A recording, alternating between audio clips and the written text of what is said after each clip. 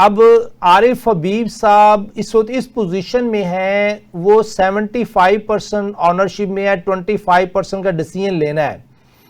तो क्या आप उनको एडवाइस करेंगे कि गवर्नमेंट को अपने साथ एज ए पार्टनर रखें ताकि as a state on enterprise PPP model में ये आगे चलते रहें, ताकि जो एज ए स्टेट उनको बेनिफिट मिल सकते हैं वो लेते रहेंगे? इसके ऊपर आपकी कोई तजवीज़ है उनके लिए?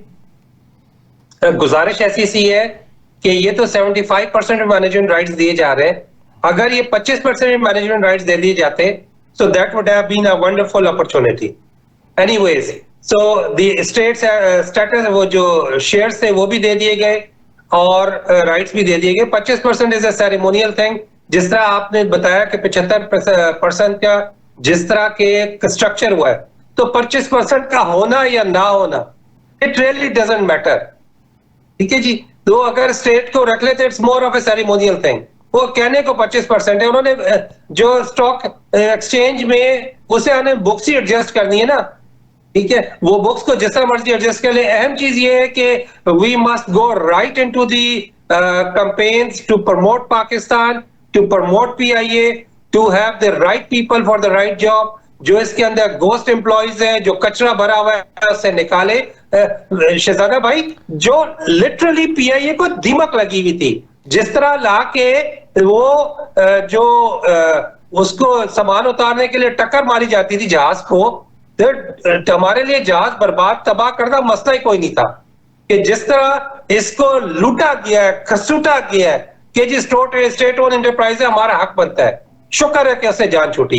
अब ये कि पीआईए अपने पैरों पे खड़ी हो सकती है। सवाल मेरा वही है कि अगर 25% गवर्नमेंट का हम रखते हैं एज ए आरएफबी का कंसल्टेंट, अगर मैं बात करता हूं कि 25% गवर्नमेंट का साथ ठप्पा रखते हैं, तो उसका कोई बेनिफिट होगा लॉन्ग टर्म बेसिस पे? क्योंकि ये तो 25% अगर गवर्नमेंट ऑफ पाकिस्तान के नाम पे, तो स्टेट ओन एंटरप्राइज रहेगी ना। ये गुजारिश ये है कि ये 25% या 75% की कहानी नहीं है।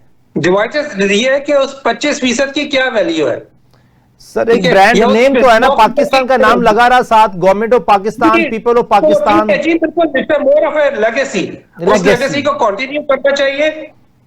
आरिफ हबीब साहब को ये 25% से पैसे नहीं बनाने। हाँ जी, उन्होंने जो पैसे बनाने हैं वो स्टॉक एक्सचेंज से बनाने हैं। उन्होंने जो पैसे बनाने हैं वो पीआईए के शेयर जो ऑपरेशंस है उन्हें अपस्केल करके पैसे। बिल्कुल सर, मेरा अगला सवाल ना, तो सही सब अगला सवाल मेरा यही आना था कि अगर कोई आम हवाई एक्सपर्ट, कोई एविएशन कंपनी का कोई दोस्त इसको एक्वायर करता तो ऑपरेशन से कमाता, लेकिन आरिफ हबीब साहब ने इसमें से पैसे बनाने हैं, ऑपरेशन में से भी और स्टॉक एक्सचेंज में से भी।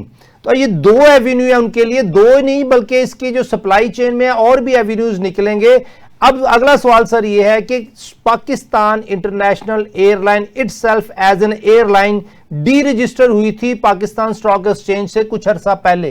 तो आरिफ हबीब साहब इसको, मेरा ख्याल है कि फौरन पहला काम यही करेंगे कि इसको पाकिस्तान स्टॉक एक्सचेंज पे रजिस्टर करेंगे, उसमें फिर इसके शेयर बढ़ाएंगे और उधर से उनका एक वर्किंग कैपिटल सपोर्ट निकलती रहेगी, साथ साथ part and parcel Pakistani investor उसमें इन्वेस्ट करेंगे। इस सिलसिले में आप समझते हैं कि क्या पाकिस्तान स्टॉक एक्सचेंज को फायदा होगा और पाकिस्तानी इन्वेस्टर को क्या फायदा होगा? जब एक इदारा खड़ा होगा जो कि फंडामेंटली, मैंने अर्ज किया ना कि पीआईए को चारों तरफ से घेर के मारा गया है। ह्यूमन रिसोर्स पहले हुआ है, एम्प्लॉइज है। मतलब आप कहते हैं ना, एम्प्लॉइज वो थे, कुछ लोग काम कर रहे थे और पुड़ते थे, यार हम काम कर रहे हैं, चीजें रिजल्ट नहीं आ रहे। दूसरी तरफ दीमक लगी हुई थी कि जो लोग एम्प्लॉय हुए थे, पिछले कितने सालों की उन्हें तनख्वाह दी गई जब वो मौजूद ही नहीं थे, उन्हें रीइंस्टेट किया गया एम्प्लॉइज को। जो ब्यूरोक्रेसी की नाअहली, that was on top of it. ठीक है, अब जब इसको प्रोफेशनल मिलेंगे, मेरी एयरलाइन एमिरेट्स के बराबर क्यों ना हो। के जब एमिरेट्स कराची, जब एमिरेट्स वहां पे जहां पे खड़ी है, मेरी नेशनल एयरलाइन का स्टेटस वो क्यों ना हो।